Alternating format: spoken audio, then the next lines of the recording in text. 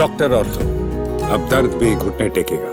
उत्तर प्रदेश की राजनीति में चुनावी सरगर्मियां तेज हो चुकी हैं। एआईएमआईएम प्रमुख असदुद्दीन ओवैसी ने बहराइच के मटेरा विधानसभा क्षेत्र से चुनावी बिगुल फूंक दिया है। एक बड़ी जनसभा के दौरान उन्होंने अपनी पार्टी के प्रदेश अध्यक्ष शौकत अली को मटेरा सीट से उम्मीदवार घोषित किया और साथ ही समाजवादी पार्टी, बीजेपी और गठबंधन की राजनीति पर खुलकर अपनी राय रखी। ओवैसी ने साफ संकेत दिया कि उनकी पार्टी अब केवल चुनावी समीकरणों का हिस्सा नहीं बल्कि सत्ता में हिस्सेदारी की दावेदार बनना चाहती है। उत्तर प्रदेश विधानसभा चुनाव से पहले बहराइच का मटेरा इलाका राजनीतिक गतिविधियों का केंद्र बन गया। एआईएमआईएम प्रमुख ओवैसी ने यहाँ आयोजित एक विशाल जनसभा में अपनी पार्टी के प्रदेश अध्यक्ष शौकत अली को मटेरा विधानसभा सीट से आधिकारिक उम्मीदवार घोषित कर दिया।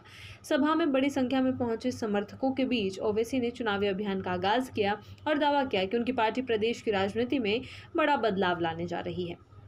उन्होंने कहा कि मटेरा से लेकर पूरे बहराइच और उत्तर प्रदेश तक एआईएमआईएम अपनी ताकत के दम पर नया राजनीतिक समीकरण तैयार करेगी। अपने संबोधन में ओवैसी ने बीजेपी सरकार पर हमला बोलते हुए कहा कि उनकी राजनीति किसी डर या दबाव में काम करने वाली नहीं है। उन्होंने कहा कि उन्हें ना तो बुलडोजर का डर है और ना ही एनकाउंटर का खौफ।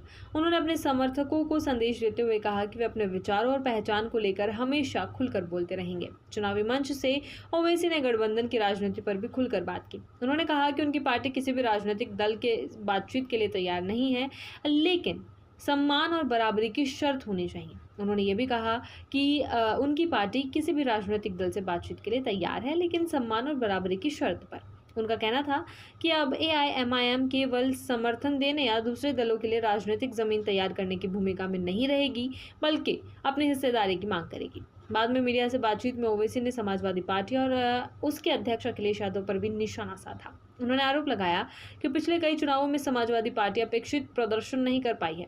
साथ ही उन्होंने ये भी कहा कि बिहार चुनाव के दौरान उनकी पार्टी के खिलाफ गलत प्रचार किया गया था। गठबंधन को लेकर पूछे गए सवाल पर ओवैसी ने कहा कि भविष्य में किससे बातचीत होगी ये समय तय करेगा। हालांकि उन्होंने ये भी स्पष्ट किया कि यदि बीजेपी को रोकने के लिए सम्मानजनक राजनीतिक साझेदारी का प्रस्ताव आता है तो उनकी पार्टी उस पर विचार कर सकती है।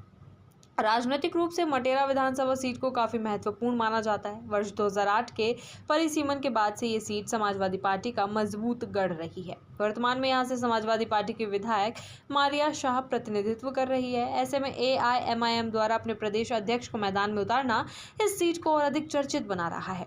राजनीतिक जानकारों का मानना है कि मटेरा सीट पर एआईएमआईएम की सक्रियता का असर केवल एक विधानसभा क्षेत्र तक सीमित नहीं रहेगा, बल्कि इसका प्रभाव आसपास की सीटों और पूरे बहराइच जिले की राजनीति पर भी दिखाई दे सकता है, खासतौर पर उन इलाकों में जहां मुस्लिम मतदाता निर्णायक भूमिका निभाते हैं। ओवैसी ने अपने भाषण में बार बार राजनीतिक हिस्सेदारी का मुद्दा उठाया। उन्होंने कहा कि अब समुदाय केवल विशेष दूसरे दलों के लिए राजनीतिक समर्थन जुटाने का काम नहीं करेगा, बल्कि अपनी भागीदारी और प्रतिनिधित्व की मांग करेगा।